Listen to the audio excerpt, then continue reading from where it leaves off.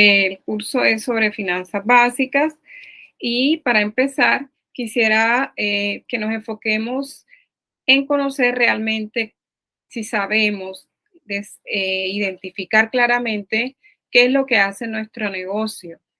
A veces parece mentira, pero uno tiene una empresa o la está por montar y tiene ideas de lo que puede ser, pero en concreto se termina siendo algo diferente. Y realmente lo que se necesita identificar es lo que se hace, porque ese será el negocio, no lo que queremos que sea o lo que será en 10 años, sino lo que es ahora. Eh, Esto implica, pues, que desde el principio tenemos que hacer escogencias y las escogencias implican renuncias. A veces, pues, tenemos como muchas ideas en la cabeza, pero tenemos que identificar para estos ejercicios financieros cuál es el negocio que vamos a analizar, cuál es el negocio que tenemos realmente. También, pues, tenemos a veces la tendencia de pensar que podemos empezar con varias ramas de servicios o productos que no están muy relacionados unos con otros. No quiere decir que no se pueda, pero realmente para iniciar se sugiere que se focalice en un solo tipo de servicios o de productos. Les quiero poner pues dos ejemplos diferentes de empresas. Por ejemplo, Ponqué Ramo tiene un producto que todos conocemos que se llama el Chocorramo y este producto ha estado por 50 años en el mercado y representa el 80% de la ganancia de la compañía. Este es un tipo de compañía que se ha mantenido, tiene 50 años haciendo lo mismo, el mismo producto. Es un producto exitoso, seguramente que han hecho innovaciones en la producción, en la presentación, pero puede ser que esto no suceda. Pero también está el otro caso que les traje, que es Netflix, que pasó de ser un distribuidor de DVD a convertirse en el proveedor que ya conocemos líder de todo lo que son las series y películas y también ya productor de sus propias cosas. Entonces, ahí podemos decir, no, es que esta empresa pues empezó haciendo una cosa y llegó a hacer otra. Sí, eso es cierto y seguramente todas las empresas tienden a evolucionar, pero seguramente que cuando eran distribuidores de DVD, sabían que eran distribuidores de DVD, ese era su producto y ahí estaban enfocados y no estaban como pensando en ser eso y lo otro así simultáneamente. Esto lo digo porque es la única manera de saber realmente qué es lo que vamos a medir, qué es lo que vamos a analizar, porque a veces tenemos muchas cosas en el tintero al tiempo. Entonces, quiero empezar por hablarles de los términos generales, los más amplios, y lo más importante cuando uno está empezando una empresa es que empiece a registrarlo todo lo que uno hace. Entonces, los ingresos por ventas que estamos teniendo, tenemos que ya desde un principio familiarizarnos, saber dónde va esto, cómo sería la cuenta que vamos a manejar, para ir llevando ahí todos los ingresos por ventas. Entonces, ¿qué son los ingresos? Si yo estoy en una empresa que, por ejemplo, produce carteras para mujeres, entonces, pues todo lo que ingrese por concepto de venta de ese artículo será el ingreso por ventas. Ya luego veremos que pueden haber otro tipo de ingresos ya se los mostraré más adelante, pero por ahora nos vamos a centrar en que el negocio produce unas carteras y las vende y entonces el ingreso de ese negocio es el peso que entre por las ventas. Otro es el costo de ventas y ese está relacionado es con la producción de ese artículo. Si es una cartera, pues entonces ahí tendrá directamente asociado, si esta empresa manufactura, tendrá asociado toda la materia prima, toda la mano de obra directa, que es el operario que hace la cartera, todas las horas en planta, la luz que consume la planta, toda esta parte que está directamente relacionada con ese artículo. Ahora, si se trata de un servicio, Entonces, depende del servicio. Pensemos que es que mi empresa lo que hace es que presta asesorías eh, de contables. Entonces, pues su costo será el costo de ese conocimiento del contador que está prestando el servicio. Esa persona que presta su conocimiento para ponerle al servicio a otras personas. Otro tipo de, de registros que ya tenemos que llevar claramente son los gastos administrativos y de ventas. ¿Qué son estos gastos? Bueno, ya hicimos la primera clasificación que son los costos y esos son importantísimos porque eso nos determina luego el margen bruto de nuestro producto.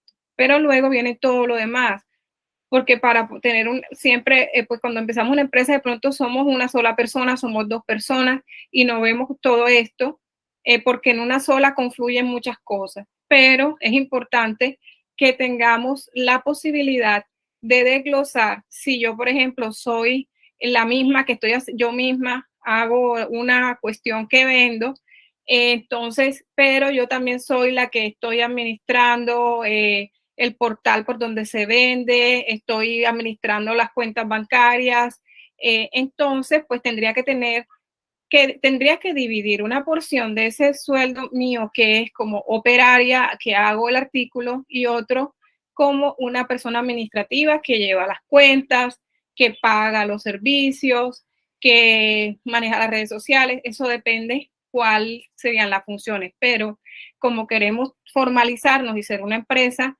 tenemos que desde ya identificar todas esas funciones administrativas, de apoyo, de ventas, que también son gastos que hay que meterle al precio cuando ya se vaya a estimar. Ahora están los gastos financieros. ¿Cuáles son estos? Los que me va a cobrar el banco por mover la plata, también hay cuotas de manejo, bueno, otras, por ejemplo, cuando ya haga un préstamo, tengo que pagar intereses, ese tipo de gastos serían los gastos financieros.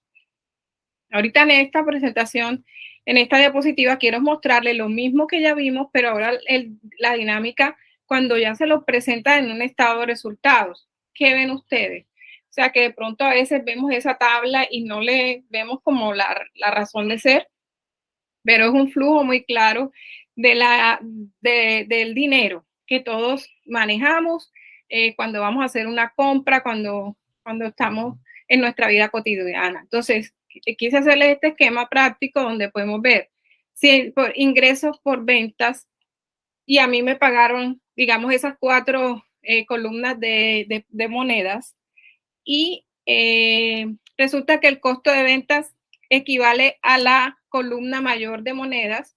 Entonces, al ingreso por venta, o sea, al dinero que me pagaron por una cartera, le quito el costo de ventas, que fue lo que le pagué al que me hizo la cartera y el cuero y otros insumos. Entonces, me va dando un primer resultado que se llama la utilidad bruta. Me quedaron 3 columnas de dinero. Pero después me toca quitarle el gasto de la contadora, de la que atiende redes sociales, la tesorera, bueno, el vendedor, el flete para mandar el envío. Entonces ese costó otro grupito de monedas y me va quedando la utilidad operacional. ¿Qué quiere decir? Esa es la plata que me gasto para operar.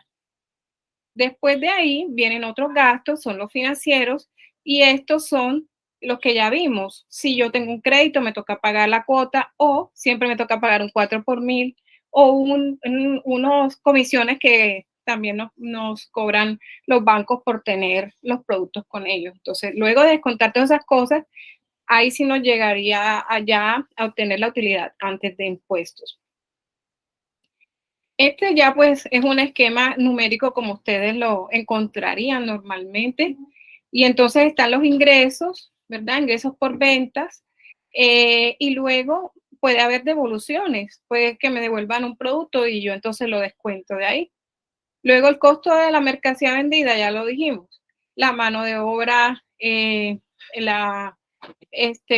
cuero, los hilos, toda esa parte y ya me da una utilidad bruta. Luego todos los gastos operativos que les hablé, que es lo administrativo, lo de ventas.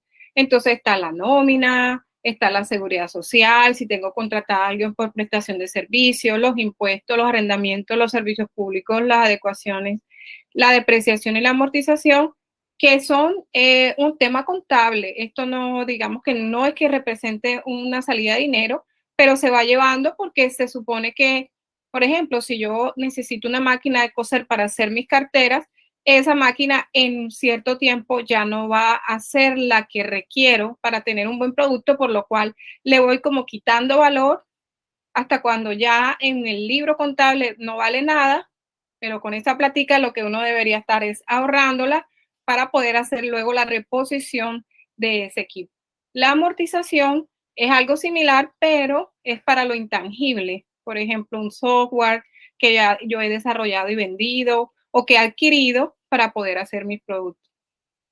Los ingresos no operativos son, por ejemplo, si yo tengo unos excedentes y pude tomar un CDT con unas buenas ventas que tuve, me dio una utilidad, lo puse en un CDT, eso entonces serían los rendimientos que me pagan mes a mes. Otras recuperaciones, por ejemplo, a veces pagan, un empleado se enfermó y nos pagan una licencia de una incapacidad o una licencia de maternidad. Y los gastos no operativos serían los financieros y otros gastos que pueden ser que no tienen nada que ver con el giro del negocio. Y eso nos daría entonces la utilidad antes dispuestos. Entonces vamos a pasar al otro estado financiero que empezando por hablarles, como lo hice antes, de los conceptos antes de ver el estado financiero. Entonces, ya vimos en la primera parte todo lo que tiene que ver con el ingreso, luego el costo, luego los gastos. En este caso ya vamos a ver es la empresa como tal, lo que posee, lo que tiene para poder seguir operando. Entonces, el activo es la inversión que ha hecho la empresa y ellos quieren con eso poder tener una utilidad, una rentabilidad. Entonces, hay dos tipos de activos. Hay un activo corriente que es todo lo que sea a menos de un año. ¿Qué quiere decir un menos de un año? Que yo pudiera pasar a plata a menos de un año. Por ejemplo, lo que tengo en el banco es plata y por eso es un activo corriente. Pues está en una cuenta de ahorro, lo que está en una cuenta corriente. Pero si yo tengo un CDT a un año, bueno, también es un activo corriente. Si llego a tener un CDT a 3 años, ya no es un activo corriente porque no lo puedo utilizar, sino a los 3 años. Un activo corriente también son las cuentas por cobrar lo que me deben todos los clientes, pero la cartera corriente, o sea, la gente que paga bien y que sé que ya el mes que viene me va a pagar. Los activos no corrientes son los que, ya le dijimos, los que son más de un año. Entonces, por ejemplo, la propiedad, planta y equipo, recibirle todo lo que hagan inversiones de activos como, por ejemplo, la máquina de coser que hablamos, para el ejemplo que le estoy dando. Ahora, los pasivos es lo que yo necesito, digamos, me endeudo para poder financiar mi actividad si lo necesito. Pero también pueden ser otro tipo de obligaciones que normalmente siempre vamos a tener. Por ejemplo, el que tiene empleados tiene que pagar a los empleados, el que tiene contratados asesores le paga a los asesores, el que le compra a un proveedor la materia prima, todo, porque si no, o sea, pues si es un productor, pues tiene que comprar, ese es su pasivo, las cuentas por pagarle a ese proveedor. Los pasivos corrientes, la misma filosofía, digamos, de los activos, si es menos de un año es pasivo corriente y si es a más de un año es un pasivo no corriente.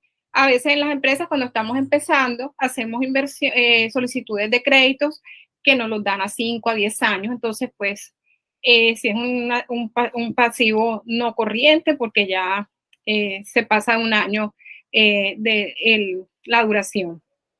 Ahora, el patrimonio. Las empresas empiezan con una constitución de los socios o de la dueña que dice yo voy a aportar, o el dueño, voy a aportar tanta plata para abrir mi empresa. Eso es diferente de cuando, bueno, uno va a Cámara de Comercio, registra, dice 1 millón de pesos el aporte inicial. Eso está muy bien porque es para constituir, pero luego para operar quizás ese $1.000.000 no va a ser lo que nos va a servir para poder sacar a la empresa adelante. Entonces ahí es donde vienen los aportes a capital que hacen los socios o hace el dueño, y que entonces nos ayudan a soportar ese primer arranque, ese arranque, y bueno, y cada vez que la empresa quiere un nuevo aire, crecer, hay que volver a capitalizar. Entonces, acá sí ya les voy a mostrar la estructura. ¿Cuál es la estructura matemática? El activo debe ser igual al pasivo más el patrimonio. O sea, que cada peso que yo tenga invertido en un activo debería estar respaldado por patrimonio o por deuda, porque es como las cosas en la casa. Si yo tengo que pagar algo que tengo que pagar o que comprar, digamos comprar, voy a comprar un carro, entonces o lo compro con mi patrimonio, que quiere decir lo que tengo en el banco, o lo compro con deuda o combinado. Pongo una parte, que es lo que pasa normalmente en las empresas, y lo otro lo financio. Entonces, esa es la ecuación matemática, digamos, de este estado financiero, que se llama estado de la situación financiera o balance general. Y ya lo vamos a ver aquí, ya numéricamente. Normalmente vemos primero el activo, que es el que está a la izquierda, la tabla de la izquierda, y ahí está el activo corriente y el activo no corriente. Ahí estamos viendo para este ejercicio que el activo del primer año fue de 1.390. Y esto quiere decir que lo que está al lado derecho es de la pantalla, pasivo más patrimonio, tiene que dar igual. Esto tiene que cuadrar, si no, pues hay algún error en alguna de las cuentas que se va llevando. Entonces, ¿cuáles son los activos típicos? Caja, lo que tengo, una caja menor, por ejemplo. Bancos, ya vimos, cuentas de ahorro. Inversiones, que son CDTs, cuentas por cobrar a mis clientes, y provisiones que hago, digamos, voy a ir guardando esto porque voy a pagar las cesantías y por ley hay que hacer unas provisiones. Entonces, todo eso es plata mía, sino que, bueno, al futuro tendré que desembolsarla. Activo no corriente, por ejemplo, a veces tenemos, cuando ya estamos operando, tenemos unos saldos a favor en la DIAN, pero bueno, eso casi es difícil de recuperar, más bien se utiliza, pero no los traemos para acá. Entonces, bueno, son no corrientes, y todo lo que tiene que ver con maquinaria y equipo, y lo que dijimos de los intangibles, y también aquellas cuentas de difícil cobro. Hicimos una venta y ese cliente lleva un año y nada que paga, entonces lo pongo ahí como un activo no corriente porque no sé cuándo será que me va a pagar. Pasivo más patrimonio, entonces el pasivo corriente, están los préstamos de corto plazo. También cuando tengo una deuda a largo plazo, tengo que ir pagando unos intereses, entonces ese es un pasivo corriente, los intereses que me cobran mes a mes y el pedacito de capital que me van cobrando. Las cuentas por pagar a los proveedores, los impuestos por pagar, los salarios, las obligaciones laborales, todo lo que sea a corto plazo. Y luego lo no corriente son préstamos que tenga a largo plazo. Y el patrimonio, como ya les había comentado, es capital social, lo que colocan los socios. La reserva legal es algo que se exige dejar, porque, bueno, de algún momento, si la empresa llega a tener alguna crisis, pues esa reserva ayudaría a poder pagar las deudas que tenga, que en primer lugar siempre son los empleados y luego vienen los proveedores. Y las utilidades retenidas y las utilidades del ejercicio. Ese es a grandes rasgos el estado de la situación financiera o balance general. Bueno, ahora quiero hablarles de este otro que se llama flujo de caja. No es un estado financiero, pero es un informe muy importante, que en mi concepto es primordial que ustedes lo manejen, porque ahí es donde nos dice realmente qué es lo que está entrando. La contabilidad no opera con la inmediatez en que suceden las cosas. Por ejemplo, si yo vendí hoy una cartera y me la pagaron enseguida y me costó 50,000 pesos, eso hoy, que es 20 de octubre, yo en el banco lo veo enseguida. Sin embargo, en la contabilidad, como es 20 de octubre, entonces va a pasar todavía el mes de noviembre y por ahí el 10 de noviembre cierran la contabilidad y ahí es cuando vienen a decirme que hubo una venta. Entonces, el flujo de caja es el que realmente me va a decir cuánta plata tengo. Lo demás son informes y claro que tenemos que llevarlos y saberlos interpretar, pero es fundamental también tener la realidad que es la plata que entra y sale de los bancos. Entonces, pues el flujo de caja no es más que es un documento donde se coloca todas las entradas, todas las salidas de dinero que hay en los bancos y esto debe coincidir con los saldos que lleva la contabilidad, como también lo llaman los contadores, la conciliación bancaria. Entonces, vamos a ver más o menos cuál es la estructura de un flujo de caja. Es muy parecido a un estado de resultados, pero es lo real. Por ejemplo, el saldo inicial, si yo tengo 50,000 pesos en mi saldo de mi cuenta y por ventas vendí 120,000 pesos. Estamos hablando del mes de octubre. En meses anteriores, bueno, digamos, también me entró en el mes de octubre unas deudas de unos clientes que no me habían pagado. También yo pedí un crédito y me lo desembolsaron. Lo pedí en el mes de mayo, pero bueno, trámite y todo me lo desembolsaron fue ahora en octubre.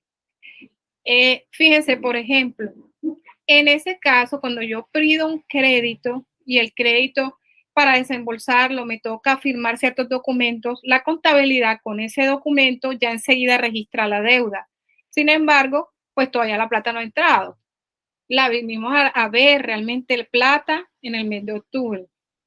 Los egresos, compra de mercancías, compré en efecto y saqué 50,000 pesos.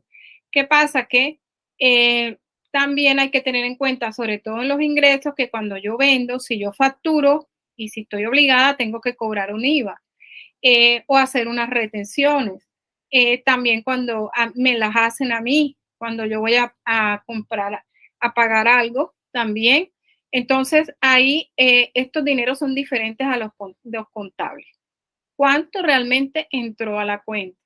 Es lo que ya entró después de que me hicieron todas las retenciones, que me hicieron todo lo que iban en deducciones, esa es la plata que entró. Entonces, por ejemplo, nómina, todo lo que pagué. Ya ahí sumado todo, que si le di vacaciones, que si le di lo que sea, lo que recibió esa persona en el mes. También la seguridad social, los proveedores de servicios, o sea, la plata en efecto que salió. Entonces, ¿qué pasa? Tomo los ingresos, les quito los egresos y ahí me va a dar un valor que es el sobrante o el faltante del mes. Y con eso, entonces, digamos, si yo estoy en el mes de octubre, en el mes de octubre, el mes mismo por sí mismo produjo 200 de ingresos, pero hay que tener en cuenta que 50 los presté, estos 50, o sea, no es que los haya producido la empresa, estos son un crédito. Y luego hice todos estos egresos. Entonces, la operación de la empresa en el mes de octubre produjo 81, que si le quitaran los 50 serían 31 realmente. Pero como yo tenía 50 ahorrados, entonces al final en la cuenta me va a quedar 131. Este saldo lo tomo para el mes de noviembre, por ejemplo, y entonces hago el mismo ejercicio. ¿Cuánto vendí? Otros ingresos. Acá no hubo más crédito. Y acá, pero acá sí fue que compré el activo ese para el que yo presté esta plata, fue para comprar algo. Entonces aquí lo saqué. Entonces quiere decir que en este mes me quedé corta. Sin embargo, como yo traía unos ahorritos de 131, pude pasar el mes. Y así sucesivamente. Por eso es tan importante porque hay que proyectar qué vamos a hacer en noviembre, diciembre, para saber, ya me tocan las primas, ya me tocan otras cosas y cuáles son las ventas que voy a tener para que no nos quedemos cortos en el flujo de caja, porque entonces ahí vienen los sobrecostos de un sobregiro o entonces estamos pagando tarde a los proveedores ya entonces no nos van a dar el mismo descuento que habíamos obtenido. o de pronto le pagamos mal a los colaboradores. Entonces, para mí es una de las herramientas más importantes a tener en cuenta. Bueno, voy a hablarles ahora aquí rápidamente de lo que son las razones financieras, y esto es más para analizar los estados financieros que vimos al principio, que son el estado de resultados o de pérdidas y ganancias y el balance general o estado de la situación financiera. Son cálculos que se hacen, pero lo importante no es quedarnos en el cálculo, sino en la interpretación. Por eso es importante que ustedes los conozcan, porque cuando ustedes, el contador les haga los estados financieros, pues son unos números fríos, pero si se hacen estos cálculos de las razones financieras, ya será mucho más fácil analizar. Por ejemplo, la rentabilidad. La rentabilidad es todo comparado, la utilidad comparado contra todo lo demás. O sea, la utilidad contra los ingresos. Cuando digo comparado contra, es utilidad dividida entre los ingresos. O también, por ejemplo, la utilidad bruta sería sobre los ingresos. La utilidad bruta sobre los ingresos da el margen bruto. La utilidad operacional sobre los ingresos da el margen de la operación. La utilidad neta sobre los ingresos da el margen neto. Y eso le llamamos, son razones financieras de rentabilidad, porque quiero saber esa plata, esa utilidad, cuánto representa de lo que he vendido. Las otras dos razones, el ROA y el ROE, por sus siglas en inglés, pero significan el rendimiento de los activos y el rendimiento del capital, del patrimonio. Eso es, si yo puse un peso en activo, yo compré, tengo toda esta maquinaria, entonces cuánto vale la pena que yo tenga esa maquinaria invertida, y si yo coloqué una plata como socio, cuál es la rentabilidad que estoy recibiendo. En las de crecimiento, estas son para saber cómo vamos de un periodo a otro, un mes a otro, un año a otro. Por ejemplo, noviembre de 2021 contra noviembre de 2022, cómo fueron las ventas, las utilidades. Esto es un análisis que se hace comparativo de periodos similares. Y la liquidez es para saber realmente si tengo la capacidad de asumir todo lo que tengo a corto plazo. Entonces, ya vimos en el balance general que ahí nos decía activos corrientes. Entonces, esa platica tengo que tenerla, porque eso en un mes me toca pagarlo. Entonces, si yo tengo esa capacidad de pagarlo a tiempo, entonces puedo decir que tengo una buena liquidez. La solvencia, en cambio, ya esto es más a largo plazo. Es la capacidad para generar los ingresos futuros y para pagar entonces los compromisos a largo plazo. Aquí es todo lo que sea los que tenga unos endeudamientos a largo plazo, todo el apalancamiento financiero es medir cuánto estoy endeudado yo en comparación con lo que ha aportado como socio, porque tampoco es bueno que todo sea deuda y que no haya aporte a capital. Y por último, la operación muestra la eficiencia de la operación de la empresa. Entonces, para convertir en ventas o en efectivo.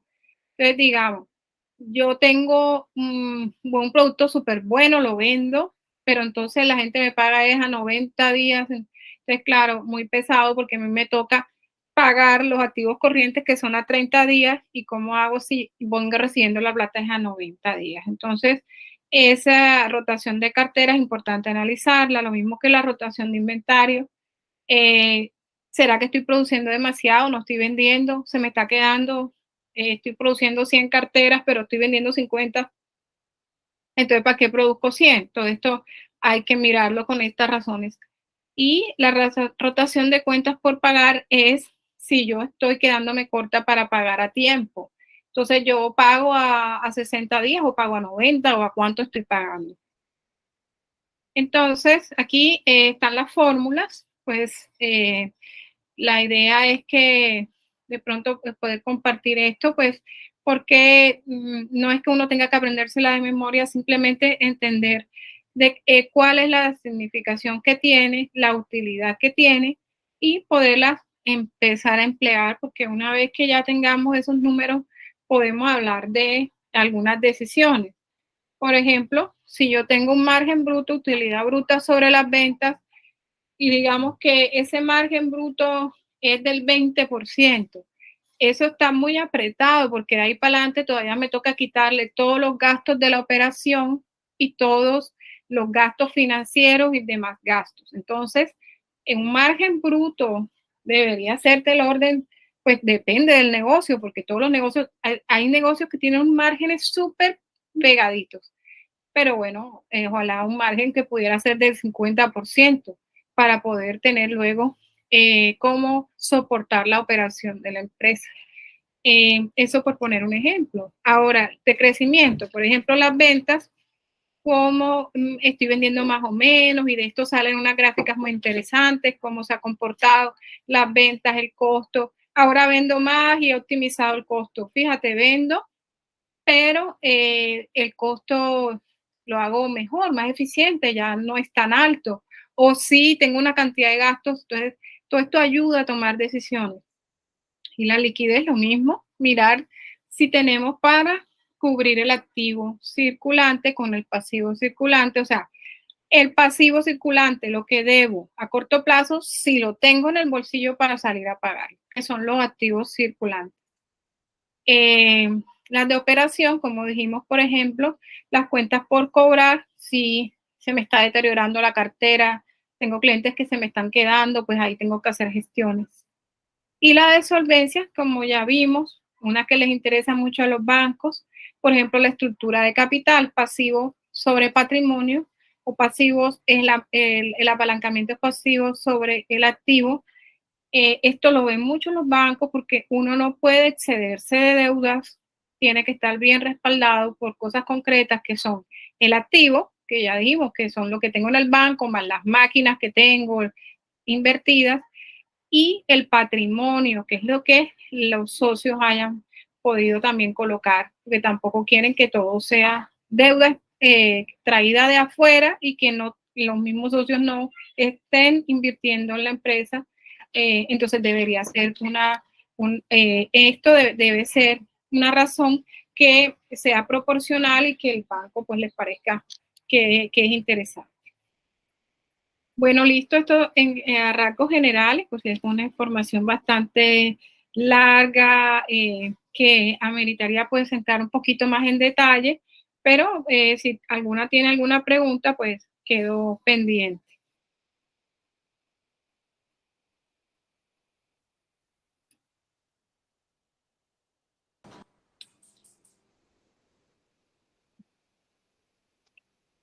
O sea, mi pregunta va relacionada con una persona que quiera tener un emprendimiento, digamos que todavía no tengo una estructura financiera así, pues ya con contador ni con nada de esto. ¿Cuál sería, digamos, como el, el primer paso para poder consolidar? Digamos que yo quiero abrir una agencia de bienes raíces, digamos, pero así como que empezar. O sea, ¿qué es lo primero que tengo que tener en cuenta? Aparte, obviamente, tener un objeto social, de pronto un registro en la Cámara de Comercio, pero ya en la parte administrativa, ¿por dónde debo empezar si no tengo todavía, digamos, una estructura, sino que soy sola o tengo un socio, digámoslo así? O sea, cuando uno va a hacer emprendimiento, tengo que tener un capital o tengo que tener sí, o sea, ¿cuáles serían las herramientas a tener en cuenta administrativamente? Sí, para mí es muy importante lo que les comentaba al principio, que es registrar las transacciones desde el primer momento. O sea, empecé de cero, tengo deseos de hacer esto, fui, constituí la compañía, la empresa en la Cámara de Comercio, es un aporte inicial, 1 millón de pesos, pero ya empecé porque ya voy a ver cuánto me va a costar las cosas. Entonces tengo que hacer, por ejemplo, voy a hacer una agencia de ventas. Ok. Empecé por montar una página web. Empecé por sacar una publicidad, unos volantes que estoy dejando en no sé, en los centros comerciales. Empecé por participar en ferias que convocan a las agencias inmobiliarias. Bueno, ese tipo de cosas ya vienen siendo los primeros gastos que va teniendo la empresa. Por eso es importante desde ya conocer estos términos gastos. Ese sería un gasto administrativo y de ventas. Lo primerito que voy colocando. O sea, todo eso lo voy registrando. Registrando de una manera sencilla, pero es que la contabilidad, digamos, es algo natural. Entonces, es como a la antigüedad, escribir en el libro, pero que sea claro, para que cuando haya un contador, él lea y entienda que eso fue una página web, costo de una página web, costo de una feria. Entonces él ya va a su plan único de cuentas, busca no sé qué en sus términos y le pone el nombre, el código, lo que es. Pero lo importante es que no se deje registrar absolutamente nada. Porque claro, todavía no estamos inmersos en el mundo de esa empresa, entonces estamos llevando una vida, de pronto todavía trabajamos, pero voy haciendo eso, entonces se me cruza la cuenta mía personal con estas cosas. Entonces, importante abrir una cuenta aparte y empezar a llevar registros. Así, pues así. Ya resulta que ya empecé y tuve la buena fortuna de vender un primer inmueble. Entonces, tengo que tener ya, saber cómo voy a registrar eso. En primer lugar, tendría ya que haber enterado un poco más cómo voy a hacer el cobro de eso. Me va a tocar emitir una factura. Son cosas que hay que empezar a conocer antes de dar cualquier paso, porque a veces nos podemos meter en un problema más grande que lo que queremos realmente sacar adelante. Tengo un caso de una persona que en plena pandemia tuvo una buena idea de una empresa de entregas a domicilio que le sirvió mucho a la gente, lo necesitaba, pero no conocía bien cómo era que se cobraban los servicios, lo estaba manejando a nombre de él en su cuenta. La gente le consignaba la plata, como nadie podía salir, eso funcionaba con que uno le transfería y él iba y hacía la vuelta y te la traía. Y resulta que después le tocó declarar impuestos sobre todo ese mundo de consignaciones que le hicieron que no eran de él realmente, no son sus ingresos. Entonces, hay que tener, por lo menos, hay que ir explorando la naturaleza del negocio en sus grandes rasgos de tributarios. O sea, pues no tenemos que llegar a profundizar, pero sí saber, mira, estoy en el mercado inmobiliario, se cobra IVA del tanto por ciento, se tiene que emitir una factura, toda esa parte, y registrar el alfiler que se compre para la empresa, hay que registrarlo. Ok, listo, gracias. Bueno. ¿Alguna otra pregunta?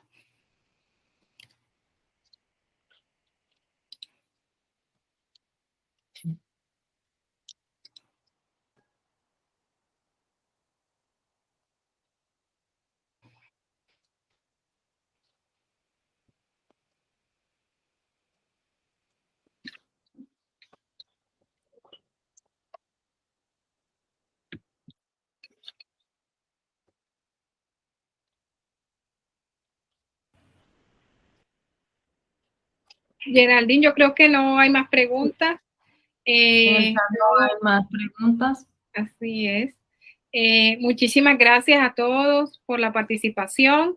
Y bueno, quedo también pendiente si alguno necesita que le comparta la presentación. Bueno, de todas maneras se va a grabar, se grabó y luego también pues podemos mirarla en otro momento. Sí, muchísimas gracias, Berenice, a Isabel, a Caterina, Keila, John. Fue un placer que estuvieran ahí con nosotros. Estaremos también compartiendo esta grabación. También la podrán ver en YouTube. Y también pueden seguirnos en nuestras cuentas en Instagram, Facebook. Aparecemos como Nicolás Pareja y Asociados Abogados. Esperemos que esta información sea valiosa y ayude a alcanzar y a crecer más su negocio. Muchísimas gracias. Gracias, Betty. a todos. Gracias a todos. Hasta luego. Chao, Gracias. muchas gracias. Chao.